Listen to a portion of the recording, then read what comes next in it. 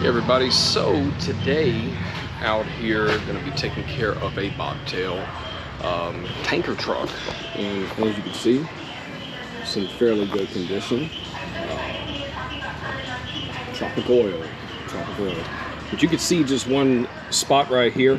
Did a test just by hand, just to see what it would look like. Coming around, kind of see the condition here. Doesn't look horrible. And coming down.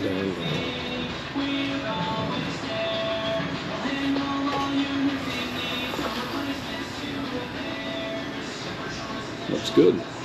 So be sure to like and subscribe. Remember to hit that bell. So gonna get everything out. Everything is already set up. Got another helper here that's gonna be coming, and gonna knock this thing out. So let's get rocking and rolling. See y'all in just a sec.